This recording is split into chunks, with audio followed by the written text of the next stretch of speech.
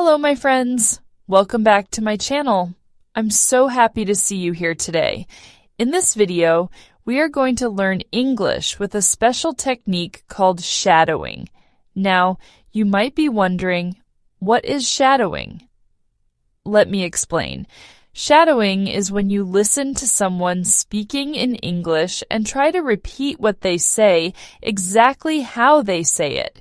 It helps you improve your pronunciation, intonation, and even your listening skills. It's like being a shadow, following every move. Here's how you can use this video to practice. First, listen to me as I read a story. All the words will appear on the screen so you can follow along. Then, try repeating after me, copying my tone and rhythm. It's okay if you don't get it perfect the first time. Practice makes progress. Before we begin, I want to tell you why I chose this story. It's something I heard recently, and I thought it would be perfect to share with you because it's both interesting and useful. Today's story is about Sarah, a young woman who traveled to the United States for the first time. The story is written in clear, easy English, so you can focus on understanding the words and practicing your speaking. Here's what we'll do. I'll read the story slowly and clearly, and you can follow the words on the screen. Later, you'll have a chance to repeat the sentences with me. This is a great way to practice your listening, speaking, and even reading skills all at the same time. Are you ready to hear Sarah's story? Let's begin! This is the story. I am at the airport right now and I feel so excited. Today is the day. I am flying to New York City for the first time. I have my ticket, my passport, and my bags. Everything is ready. I arrive at the check-in desk and hand my ticket to the lady. She smiles and says, "Here is your boarding pass. You are in seat 17C. Have a good flight." "Thank you," I say. A window seat. Perfect. I love looking out of the window when I fly. I go through security and it takes forever. The line is so long, but I finally get through. Now I am at gate 23, waiting to board my flight. After some time, I hear the announcement. Flight 567 to New York is now boarding. Please line up by group number. My heart races. This is it. I get on the plane and walk down the aisle looking for my seat, 17A. When I reach my row, I stop. Someone is sitting in my seat. It is a man in a blue jacket, and he is looking out of the window. I feel nervous, but I say, "Excuse me, sir, this is my seat." He looks at me, surprised. "Oh," he says, "are you sure? Let me check my ticket." He pulls out his ticket and looks at it. He says, "My ticket says 17A. I think this is my seat." Now I am confused.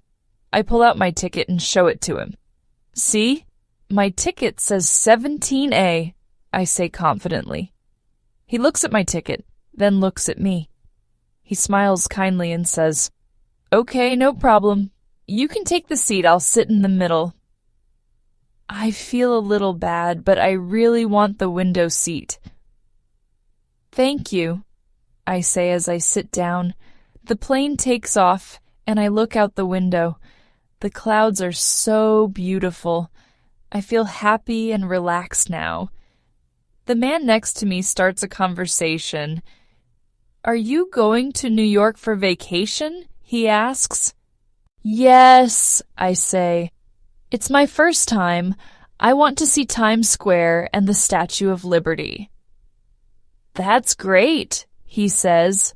"I live in New York. You'll love it. It's a busy city, but it's full of life." As we talk, I notice something strange. He doesn't seem upset about losing the window seat. He is calm and even friendly. After a while, the flight attendant comes by. She looks at me and then at the man. "Excuse me," she says, "but I think there's been a mistake." I freeze. "What mistake?" I ask. The flight attendant looks at my ticket. Then she looks at the seat numbers. "You are in the wrong seat," she says. "What?" I ask, confused. "This seat is 17A and it belongs to this gentleman," she explains. "Your seat is actually 17C, the aisle seat." My face turns red. I look at the man, and he just smiles. "It's okay," he says. "I don't mind the middle seat." I feel so embarrassed. All this time I thought I was right, but I was wrong. I should have been sitting in the aisle seat. "I'm so sorry," I say to him. "You were right all along." "Don't worry about it," he says with a laugh. "Mistakes happen." For the rest of the flight, I can't stop thinking about how kind he is. He didn't argue or get upset. He just smiled and let me have the seat.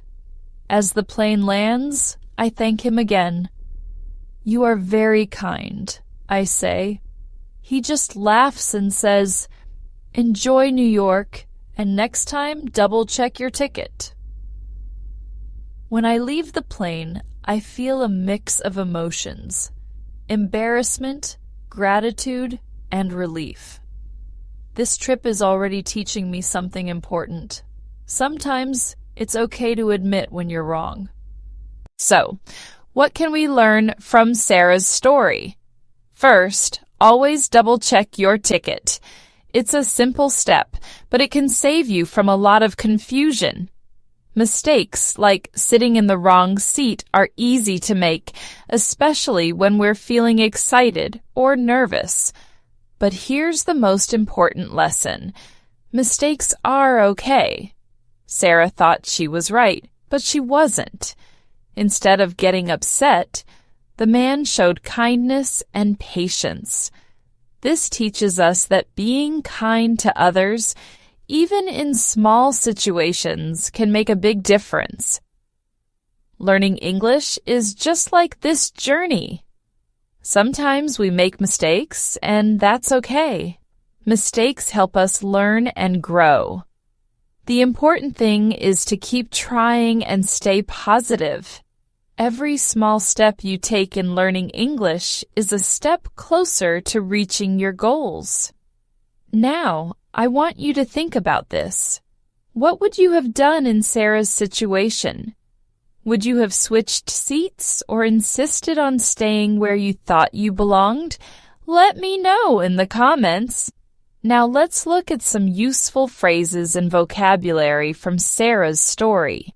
These are words and expressions you can use when you travel or even in daily life. 1. Useful phrases at the airport. "Excuse me, this is my seat."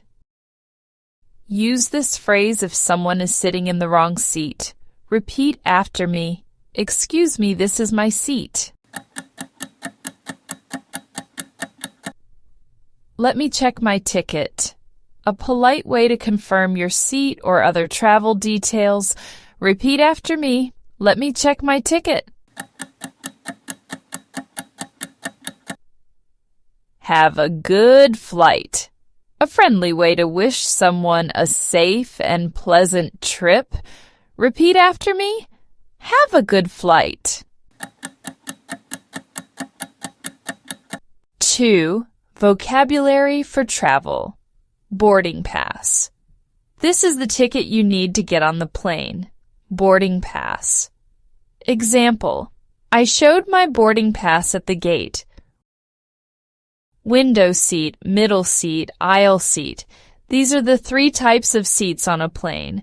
Window seat, middle seat, aisle seat. Example: I prefer a window seat because I love the view. Security check. The process where airport staff check your bags and ID. Security check. Example, the security check took a long time today. Gate, the area where you wait to board your flight. Gate. Example, my flight is boarding at gate 23. 3. Phrases for polite conversations. Don't worry about it. A kind way to say that everything is okay. Don't worry about it. Example, I said sorry for the mistake, and he replied, don't worry about it. Mistakes happen. A comforting phrase to remind someone that it's normal to make errors. Mistakes happen. Example, when I sat in the wrong seat, the man said, mistakes happen. Enjoy your trip. A positive way to wish someone well on their journey. Enjoy your trip. Example, the flight attendant said, enjoy your trip. Practice time. Let's practice some of these phrases together. Repeat after me. Excuse me, this is my seat. Let me check my ticket. Don't worry about it. Mistakes happen. Great job. Remember, these phrases are very useful when you travel. Try using them the next time you fly or even in other situations where you need to speak politely. Thank you so much for practicing with me today. I hope you enjoyed Sarah's story and learned something new. Remember, you can watch this video as many times as you want to practice your shadowing. Repeating the story will help you improve your pronunciation, rhythm, and confidence in English. If you found this video helpful, please give it a thumbs up and share it with your friends. Don't forget to subscribe. Before we go, let me leave you with this. Learning English is not just about words and grammar. It's about connecting with people, just like Sarah did on her trip. So keep practicing, stay curious, and enjoy the journey. See you in the next video.